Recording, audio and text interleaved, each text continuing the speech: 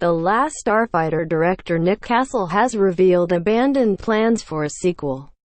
Released in 1984, the film tells the story of Alex Rogan, an average teenager who, after achieving the high score on an arcade video game, is recruited into a real intergalactic war. As an early proponent of CGI, the film was deemed way ahead of its time and was well received by critics. Despite that, it wasn't a huge box office success but has since gone on to achieve a passionate cult following. As a result, various attempts have been made towards a sequel or reboot or TV continuation.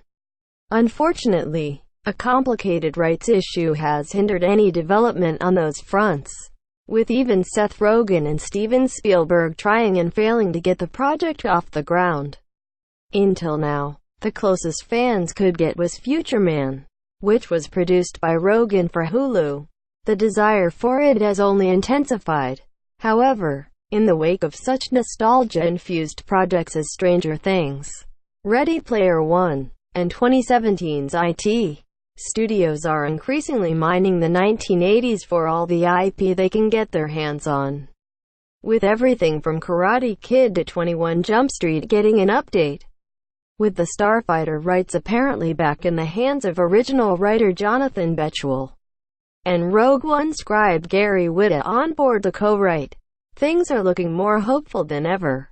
Whitta even revealed some early concept art for the film this year related 17 movies from the 80s that deserve remakes, speaking to bloody disgusting. However, Castle reflected on what could have been. I think it was 2005 and it was going to be at that point 35-year sequel. He revealed, it was literally a sequel where Lance Guest and Catherine Marie Stewart were going to come back as parents. Whether that means they would once again have served as the heroes of the story or whether the torch would be passed to their children, Castle doesn't elaborate. Both Stewart and Guest are still actively working today across both film and television.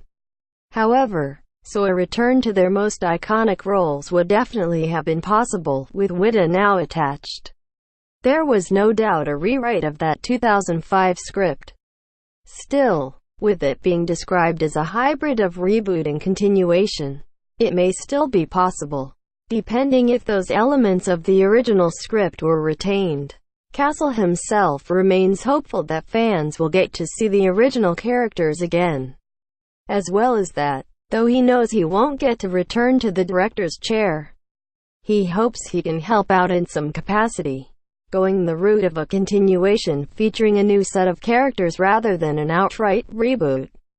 To seem on trend, Jumanji, Welcome to the Jungle proved that audiences are willing to overlook beloved properties being overhauled as long as it references and adheres to the original. The idea of belated sequels is equally a part of the zeitgeist at the moment.